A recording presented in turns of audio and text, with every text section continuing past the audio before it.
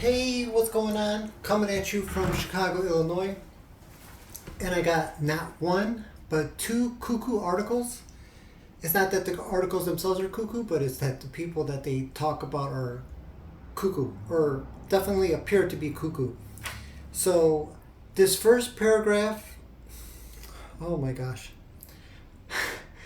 This first article is from WBTV.com, and the title of this article is Youth Pastor Steals Phone, Calls Back to Apologize, and Returns It and Gets Arrested. It's something else, I'm telling you. This article it's a little bit old, from October 7th of 2014, but to me that's irrelevant. There was cuckoo-ness going on in 2014, and there's most definitely cuckoo-ness going on in 2023. So, getting back to this article, a man identified himself as a youth pastor at the Kingdom Center in Charlotte was charged with stealing a cell phone from Rent-A-Center in Salisbury. According to the police report, Perel Laquarius Brown, who was 22 at the time, of 14th Street in Salisbury, went to the store on Monday and filled out all the paperwork necessary to obtain a cell phone. Now, the article, it doesn't indicate whether he put his factual information in the paperwork or if he put bogus information, but it goes on to say after the paperwork was finished, Brown ran from the store, leaving the paperwork behind. Workers contacted police and were able to provide the name, address, and other personal information about Brown. A short time later, Brown called the store saying he was sorry for stealing it and offered to bring it back. When he did return to the store, he was arrested. Brown was charged with misdemeanor larceny.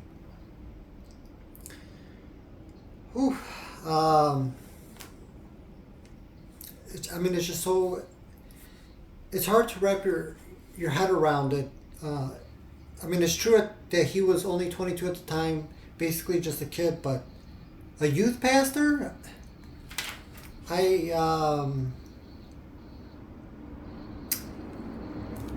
This world that we live in, it's like The Simpsons meets The Twilight Zone meets something else.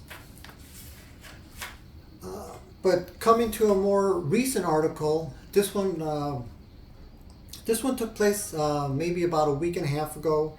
This one is from WUSA9.com, and the title of this article is Teens Who Carjacked Man at Gas Station Couldn't Drive Away Due to Manual Transmission.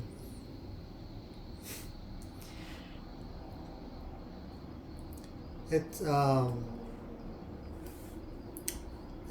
cuckoo and bonkers and all crazy stuff out there. This took place in Maryland. Police say the two teens, one of them 16, the other was 17, they got into the car but realized they could not drive away after noticing the car had a manual transmission. So, threw them for a loophole and they didn't see that coming. I saw the video clip from the gas station where this took place, and so it doesn't show the man pumping his gas, but it does show him entering his vehicle, and then as he attempts to close the door, you could tell, like right at the corner of his eye, he's noticing somebody approaching his vehicle, so he tries to close the door quickly, but as he's doing that, one of the teenagers grabs onto the handle, so he's struggling to close the door, and then his other teenager friend comes up and he helps his friend pry the door open, and then once they finally get the door open, then the two teens approached the driver's section and they basically yanked out the driver out of his seat, and then they demanded the keys from him, and then at that point you cannot see the driver. It appears that he may be standing just witnessing, these two punks in his car. I cannot verify that. It's just I say that because the teens are sitting in the car for a few seconds, and then not even a short, just seconds, the passenger, he runs out, and then the driver, he runs. He doesn't run in the direction of his teen friend. He kind of runs. He walks. It appears like he's handing the keys back to the driver, and then he runs away.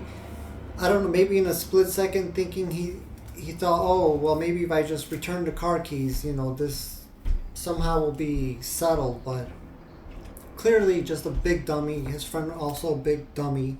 And then the newscaster who journaled this event said, before showing this clip, that it makes your blood boil, and it does. Just the fact that this guy, he was just, for you guys who are watching this video who drive a car, just going to a gas station, it's just, you're thinking it's just a normal, it's just going to be in, out, and then to experience something like this.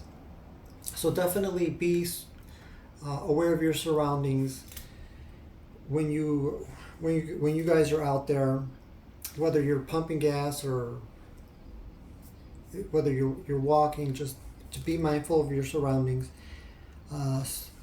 So getting back to the article, after this was reported, a short time later, the teens were spotted, attempted to run away, but were caught after a short chase. At the end of the article, it says that they were both being charged as adults.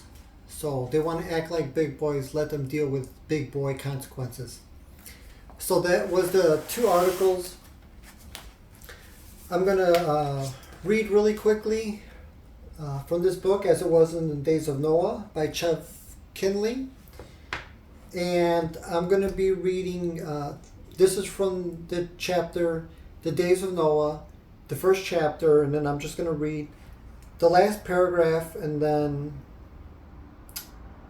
almost second to last paragraph. The last paragraph is just one sentence, and he kind of summarizes the chapter, and he kind of talks about like what the whole experience was like living in the days of Noah, what it was like to live in that kind of environment.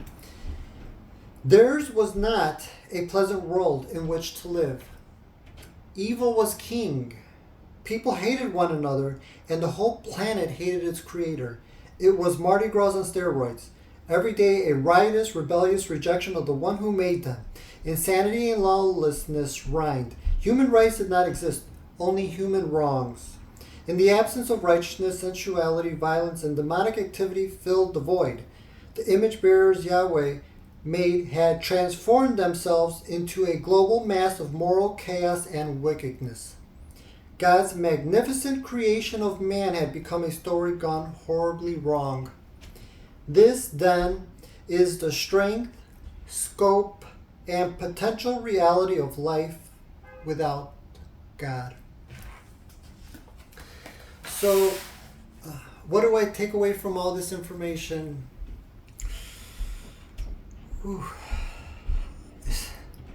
It's just like I said, it's the Simpsons meets the Twilight Zone meets something else. It's really bonkers out there, and I do talk about in my videos having that foundation with our Creator, because we're going to be tested, we're going to be tried, and just because you do have a foundation in your Creator, that doesn't mean it's going to be smooth sailing, but it can help you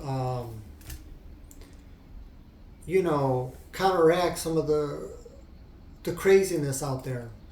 So definitely, if I don't always necessarily recommend the Bible because I know it can be overwhelming, but it's just a simple Christian book like this, as you can see, it's not even that long, simple to read, but that could be a stepping stone to help you in a relationship with your creator if you don't already have one. So that was today's video, and I hope to see you guys in the next one.